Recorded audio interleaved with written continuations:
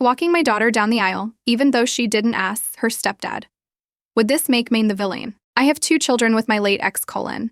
My son is now 27 and my daughter is now 25. Colin and I broke up while I was pregnant with our daughter, but he remained a part of their lives until his passing just 6 months after our daughter was born. We hadn't worked out as partners, but we got along okay, just very different people who couldn't make a relationship work and had kids very early in our relationship. Colin's family were in my children's lives from the start and remained a part of their lives long after he was gone. So we never got along, but they adored my children and my children adored them in return. Their favorite thing was the week they spent with his family each summer. When my daughter was 7 and my son was 9, I met my husband. We married after 2.5 years of dating, and we had already lived together for a year. My husband has no children of his own. We had none together. He was a very loving stepdad to my kids. My kids and him have a nice relationship, but neither of them call him dad, and neither wanted to be adopted by him, which did come up a year into our marriage. He asked. I wanted to find out what the children wanted and spoke to them. They said no. So this was not something they later asked for or wanted. My daughter is getting married next year, and she asked me if I would walk her down the aisle. I immediately said yes and was so moved by the fact she felt I was the best and only person for the job. She even told me how much it meant to her that I never erased her dad when we weren't together when he passed. She said I always put them first and I had been the best mom. I cried so hard. She asked her brother to dance with her in honor of their dad. My husband was upset he wasn't asked to walk her alongside me, and he was hurt that I accepted without suggesting we should both do it. I explained that my daughter had her reasons to ask me, and then he mentioned the dance in honor of her dad and how she wasn't even doing that with him. I told him I was sorry he was feeling so hurt. He told me he felt like all the little things she asked him to do were just as a way to keep the peace, instead of her truly wanting him to have a role in her wedding. I'm still not sure what these things were, and I did ask, but he wasn't happy about them. He told me I should take a stand and insist he be included or I don't walk her down the aisle. I told him I wasn't willing to let my daughter down or myself. I told him it was very special to me and my daughter. He told me I'm not honoring our vows if I do this. Wibda if I walk her down the aisle. Next story. The refusing to let my brother's fiancée wear her late mother's wedding dress at my wedding. Does that make Maine the villain? So I, 28F, am getting married in 2 months, and I've planned every detail down to the last flower petal. It's my dream wedding, and I've been saving and planning for years.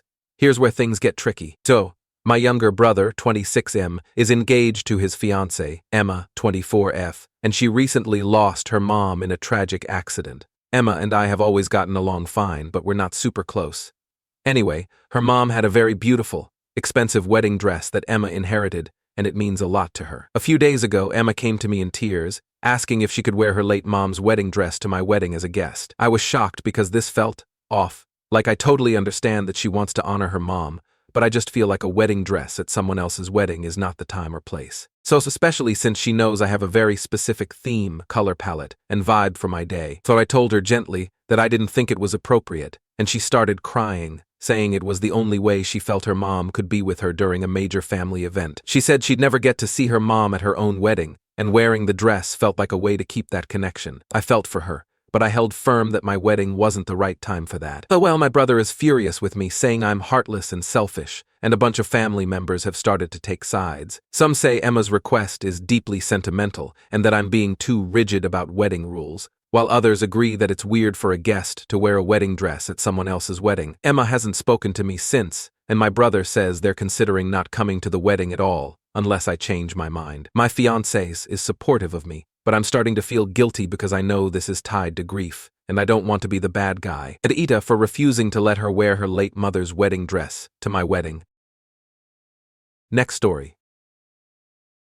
Asking my wife to divorce me after she accused Maine of cheating with her sister. Am I in the wrong? I, 28M, have been married to my wife, 27F. For 3 years we started dating when I was 21 and she was 20. We love each other very much, but a year ago, she befriended a woman from our neighborhood. Her psychotic Beth is a total nutcase and psycho-misandrist. She never liked me, and so do I. Boy, do I hate her with passion. She visits my place often and stays for a long time conversing with my wife, and Dawiwan ignores me. I tried telling my wife to stay away from her, but my wife said she's her friend, so I didn't push her just because I don't want to appear even a little bit as controlling, which might make her think just like that filthy bee. But the breaking point for me was when my wife accused me of cheating on her with her own sister. Her sister is 31. She has become my best friend over these years. We play games together, call each other to check up on or if need help, but a week ago I went out with her to buy gifts for my wife for her birthday, which is in 20 days. I asked my sister-in-law for help and we bought a pretty necklace, earrings, and a dress for my wife. We went to eat to a place in our neighborhood where we all frequent to, and after that I dropped her off. Next day my wife came to me and put her phone on my face with a picture of me eating with my sil. I was shocked and wondering how she could have, but I just said, so what she said, explain yourself. I didn't want to tell her the truth because I wanted to surprise her. I said there's nothing to explain, we just went out to eat, and it's not like this is the first time, and asked her to calm down. But my wife started screaming at me and crying and kept saying that I am cheating on her with my sister-in-law, and when she said that, I decided that I have had enough of this. I grabbed the gifts which I had kept hidden and receipts and showed it to her, and told her everything. I said, you are surrounding yourself with toxic people and you are corrupting your mind with their toxicity. I didn't say anything this whole time, but you are taking it too far now that it has come to the point where we can't even eat with our own family. If you were to go for a lunch with my brother, would I accuse you? What sense does it make? If you don't trust me, it's better if you just divorce me and find someone else. I left and I didn't pick her calls this whole time.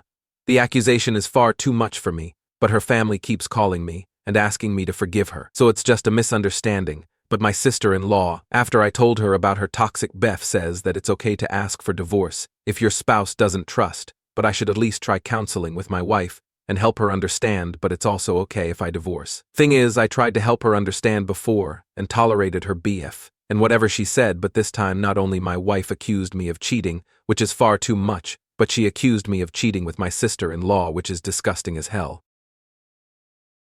Next story. For refusing to attend my sister's child-free wedding after she asked me not to bring my baby. So am I in the wrong? My 34F sister, 29F, is getting married in 3 months. She's having a child-free wedding, which I totally respect. My husband, 35M, and I have a 3-month-old baby.